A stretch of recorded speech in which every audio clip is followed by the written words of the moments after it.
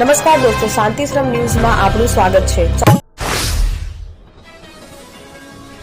Ganpat university Kherva ખાતે સહકાર રાજ્યમંત્રી જગદીશ વિશ્વકર્માની ઉપસ્થિતિમાં કૃષિ ખેડૂત કલ્યાણ અને સહકાર વિભાગ દ્વારા ગુજરાતમાં સહકારી મંડળીઓ બજાર પહોંચ અને મૂલ્ય વધારા માટે સક્રિય વિષય પર સેમિનાર યોજાયો હતો।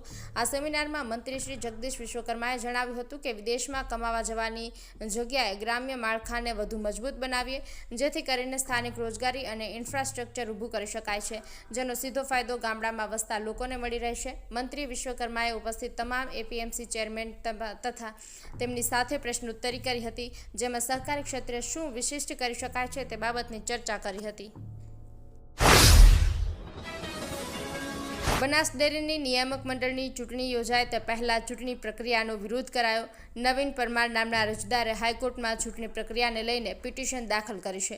અગાઉ બનાસ ડેરીની ચૂંટણીને લઈને કલેક્ટરને અને રજિસ્ટ્રારમાં અરજી કરી પણ કોઈ જવાબ ન મળતા હાઈકોર્ટના દ્વાર ખખડાવ્યા। બનાસ ડેરીની ચૂંટણી નિયમો વિરુદ્ધ થતી હોવાનું નવીન પરમારનું નિવેદન। બંધારણીય જોગવાઈઓ મુજબ અનામત બેઠકો અનિશ્ચિત કરી હાલની ચૂંટણી પ્રક્રિયા રદ કરવાની માંગ। બંધારણના અનુચ્છેદ 243 ZJ નિયમનું ઉલ્લંઘન થયું હોવાના આક્ષેપો।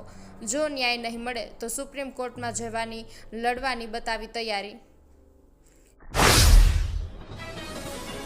ભાભર પોલીસ સ્ટેશન ખાતે લોકદરબાર કાર્યક્રમ યોજાયો। નવરચિત વાવ-થરાદ જિલ્લાના પોલીસ વડા ચિંતન તેરૈયાના અધ્યક્ષસ્થાને ભાભર પોલીસ સ્ટેશન ખાતે લોકદરબાર કાર્યક્રમ યોજાયો હતો, જેમાં પોલીસ વિભાગ દ્વારા લોકો સાથે સીધો ફરિયાદો, રજૂઆતો તથા સમસ્યાઓને સાંભળવા તથા તેનો ત્વરિત ઉકેલ લાવવા લોક દરબારનું આયોજન કરવામાં આવ્યું। બનાસકાંઠાના પાલનપુર નજીક ચડોતરમાં એક હિટ એન્ડ રનની ઘટના સામે આવી છે। હાઈવે ક્રોસ કરી રહેલા એક વૃદ્ધને ડમ્પરે અડફેટે લેતા તેમનું ઘટના સ્થળે જ મોત નીપજ્યું હતું। પ્રાપ્ત માહિતી અનુસાર મૃતક ખોડલા ગામના રહેવાસી હતા। તેઓ હાઈવે ક્રોસ કરી રહ્યા હતા ત્યારે પૂરપાટ ઝડપે આવતા એક ડમ્પરે તેમને ટક્કર મારી હતી। અકસ્માત સર્જી વાહન ચાલક ઘટના સ્થળેથી ફરાર થઈ ગયો હતો।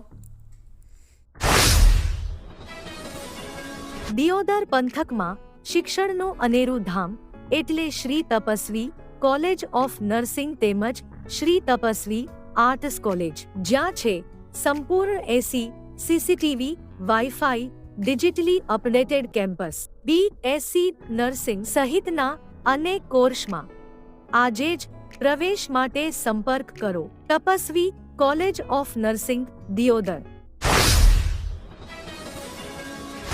ગુજરાત ભાજપના નવા પ્રદેશ પ્રમુખ અને રાજ્યના મંત્રી જગદીશ વિશ્વકર્મા આજથી અંબાજી ખાતે માતાજીના દર્શન કરીને ગુજરાતના પ્રવાસનો પ્રારંભ કર્યો છે। તેમણે સવારે અંબાજીમાં માતાના દર્શન કર્યા, ત્યારબાદ તેઓ પાલનપુર ઊંઝામાં ઉમિયા માતાજીના દર્શન કરશે અને મહેસાણા થઈને સાંજે ગાંધીનગરના ગિફ્ટ સિટી ખાતે યોજાનાર નમોત્સવ કાર્યક્રમમાં હાજરી આપશે। બનાસકાંઠાના કુમારસી અને અંબાજી ખાતે વિકાસ રથનું આગમન થયું હતું। આ રથ દ્વારા ગ્રામજનોને સરકારની વિવિધ જનકલ્યાણકારી યોજનાઓ અને તેના લાભ વિશે માહિતી આપવામાં આવી હતી। આ કાર્યક્રમ વિકાસ સપ્તાહની ઉજવણીના ભાગરૂપે યોજાયો હતો।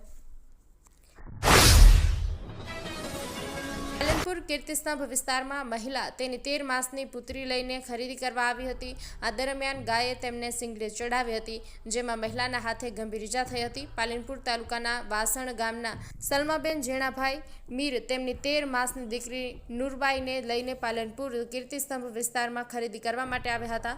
તેઓ રસ્તેથી પસાર થઈ રહ્યા હતા ત્યારે ગાયે તેમની પર હુમલો કર્યો અને સિંગડે માર્યું હતું। રાજ્યના મુખ્યમંત્રીએ વાઇબ્રન્ટ ગુજરાતની રિજનલ કોન્ફરન્સની શૃંખલામાં ઉત્તર ગુજરાતની વીજીઆરસીનો પ્રારંભ મહેસાણાની ગણપત યુનિવર્સિટીના પરિસરથી કરાવ્યો।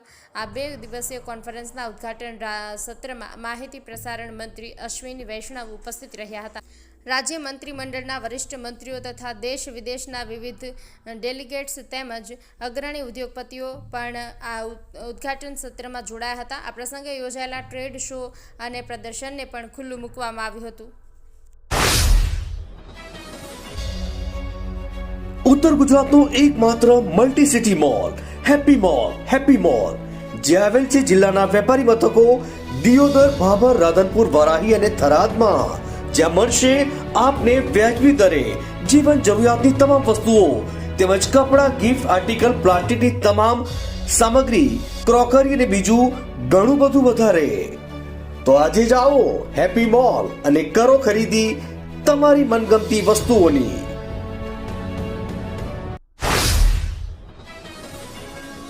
બનાસકાંઠા જિલ્લાના ડીસા ખાતે આવેલા દીપક હોટેલ પાસે એક મિની ટ્રકે 3 ટુ વ્હીલરને લીધા અડફેટે પોલીસને જાણ કરતા તત્કાલિક ઘટના સ્થળે પહોંચી. ડીસા દીપક હોટેલ પાસે રોંગ સાઈડમાં આવતી ટ્રકે અકસ્માત સર્જ્યો. ટ્રકના ચાલકે 2 એક્ટિવા અને બાઇકને અડફેટે લેતા 3 જણને ગંભીર ઇજાઓ પહોંચી છે. ત્યારબાદ ઘાયલોને તત્કાલિક સારવાર અર્થે હોસ્પિટલ ખસેડાયો છે. ટ્રક ચાલક અકસ્માત સર્જી ટ્રક મૂકી થયો ફરાર. પોલીસે ગાડીમાં રહેલા કંડક્ટરની કરી અટકાયત.